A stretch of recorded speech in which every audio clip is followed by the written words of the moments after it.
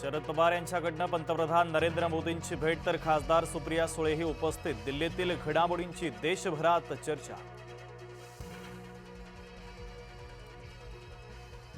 जंतर मंतर सोडू नका, आंदोलकांना मनोज जरांगे पाटलांचं आवाहन। तर गरज पडली तर आंदोलनस्थळी बसणार।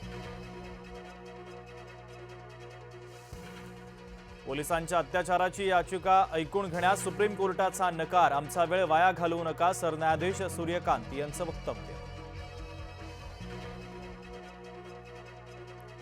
मोदी शहांच्या डोक्यामध्ये सत्तेची हवा गेली आहे। गेल्या 12 वर्षांचा असंतोष उफाळून आलाय। उद्धव ठाकरेंची पत्रकार परिषदेतून टीका। काँग्रेस खासदार काळ्या कपड्यांमध्ये संसदेत सरकारच्या विद्यार्थ्यांवरच्या कारवाईचा खासदारांनी केला निषेध। सीजेपीच्या आंदोलनाला वाढता पाठिंबा, केंद्र सरकारवर दबाव वाढला। शिक्षण मंत्री धर्मेंद्र प्रधानांच्या राजीनाम्यावर आंदोलक आणि विरोधक ठाम। दिल्लीमधील विद्यार्थ्यांवरील हल्ल्याच्या विरोधात काँग्रेसची आक्रमक भूमिका। नागपूरमध्ये काँग्रेसचं जोरदार आंदोलन।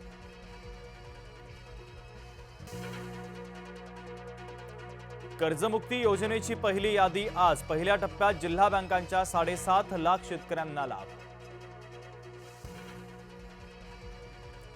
नाशिकमध्ये खड्ड्यात स्कूल बस अडकली। विद्यार्थी शाळेमध्ये जात असतानाच घडली घटना। पावसामुळे अंदाज आला नाही।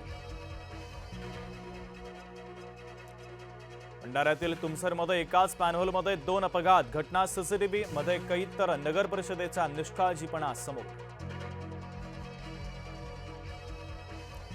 मुंबईला पाणीपुरवठा करणाऱ्या तलावांच्या पाणीसाठ्यामध्ये झपाट्यानं वाढ, तर एकूण साठा 60% तानसा धरण ओव्हरफ्लो।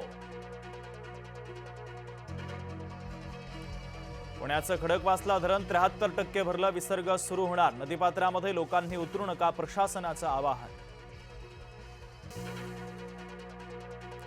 नाशिकमध्ये पावसाची संततधार। कडवा, भावली, पालखेड धरणातून पाणी सोडलं, तर नदीकाठच्या नागरिकांना सतर्कतेच्या सूचना।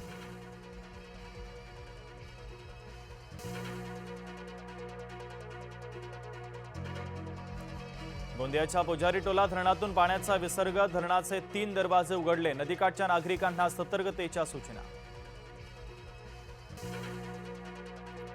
सुनेत्रा पवार, जय पवार यांच्याकडनं दिवंगत अजित पवार यांना अभिवादन। विद्याप्रतिष्ठान परिसरातील स्मृतीस्थळी आदरांजली वाहिली। मुख्यमंत्री देवेंद्र फडणवीसांच्या वाढदिवसाच्या निमित्तानं राज्यात आजपासून महाआरोग्य शिबिर। कर्करोगापासून ते हाडांची ही तपासणी होणार।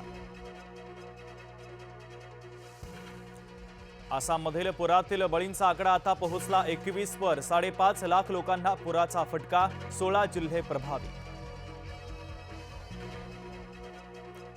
अयोध्येच्या राम मंदिर ट्रस्टच्या सीओ पदासाठी 5,500 अर्ज। 15 ऑगस्ट पर्यंत नियुक्तीची घोषणा होण्याची शक्यता।